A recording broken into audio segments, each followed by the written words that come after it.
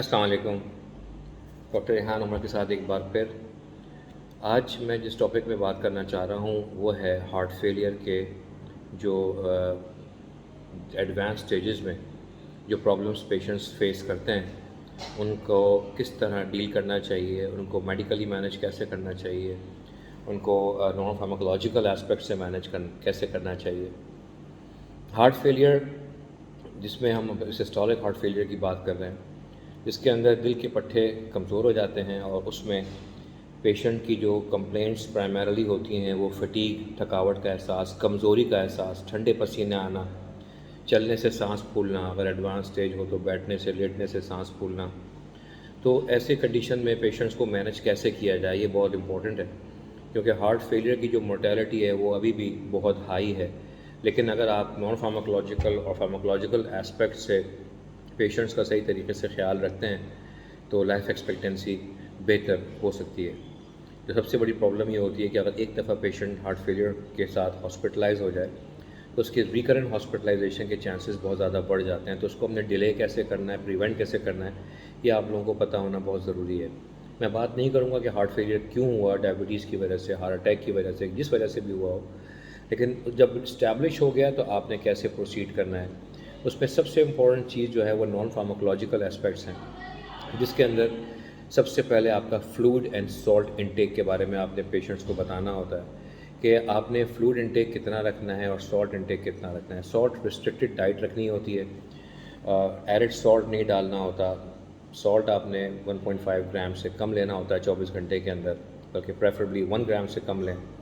इसके अलावा fluid restriction इस तरह की जाती है कि अगर आपका सोडियम नॉर्मल है, जो खून का एक टेस्ट है सोडियम, तो आप 1.5 लीटर से ज़्यादा फ्लूइड नहीं ले सकते, और फ्लूइड के अंदर पानी, चाय, दूध वगैरह सब शामिल है। और अगर सोडियम कम है पेशेंट का तो फिर आप 1 लीटर से ज़्यादा फ्लूइड इनटेक 24 घंटे में पेशेंट्स को ना दें।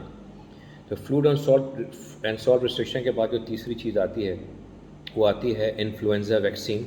जो वैक्सीनेशंस हैं, जो हिफायती टीके हैं, वो एनुअल इन्फ्लुएंज़ा वैक्सीन लगवानी होती है पेशेंट को। जिसको कोविड वैक्सीन नहीं लगी हुई वो कोविड वैक्सीन का पूरा कोर्स करे, इंक्लूडिंग द बूस्टर्स। और जिनको पहली 2 खुराकें लगी हुई हैं कोविड वैक्सीन की, वो मज़ीद बूस्टर्स ज़रूर लगवा लें। इसके अलावा हर 5 साल में एक मरतबा नमूनिया के ख़िलाफ़ न्यूमोकोकल वैक्सीन लगाना भी मैंडेटरी है, क्लास 1 इंडिकेशन आ गई है अब। So fluid restriction, salt restriction, vaccination. उसके बाद आपकी जो फ़िज़िकल एक्टिविटी है वो बहुत इंपॉर्टेंट है, जिस पे मैं आना चाह रहा हूँ उस वक्त। वो ये है कि हार्ट फेलियर के जो पेशेंट्स हैं वो पीरियोडिकली 6 मिनट वॉक टेस्ट ज़रूर अपने फिजिशंस की सुपरविजन में करा के देखें कि उनकी हीमोडायनामिक्स पे क्या फ़र्क पड़ता है। इसके अलावा regular walk, regular exercise, rehabilitation बहुत ज़रूरी है।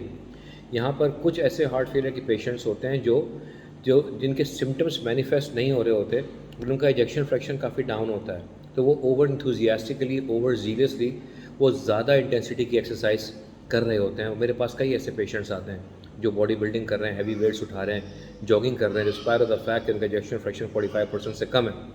तो ऐसे लोगों के लिए सबसे इम्पोर्टेंट पीस ऑफ एडवाइस वो ये है कि जिनके दिल के पट्टे 40% से कम काम कर रहे हैं तो उनको हाई इंटेंसिटी एक्सरसाइज नहीं करनी चाहिए, क्योंकि उससे इनके राइट वेंट्रिकल पे लोड पड़ता है, लेफ़्ट वेंट्रिकल पे लोड पड़ता है, and there are more chances of for them to develop arrhythmias, ventricular tachycardias, ventricular fibrillation. तो ऐसे लोगों को इतनी ओवर जीलस एक्सरसाइज नहीं करनी चाहिए।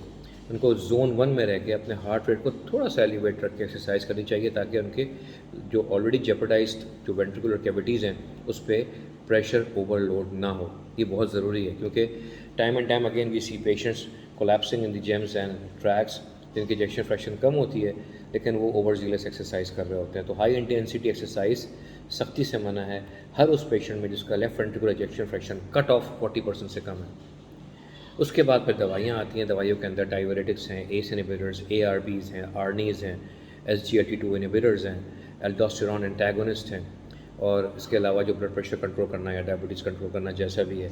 लेकिन ये चंद अवामिल हैं जिसको हर हार्ट फेलियर के पेशेंट्स को ख्याल रखना चाहिए, इन चीज़ों पे अमल करना चाहिए, अपने डॉक्टर से रब्ता करना चाहिए और डॉक्टर के रेगुलर फॉलोअप में रहना चाहिए। और जो भी कोई अनयूजुअल कंप्लेंट हो, sudden onset weakness, sudden onset palpitations, तो फ़ौरन अपने डॉक्टर से رپورٹ کر کے ان کو بتانا چاہیے.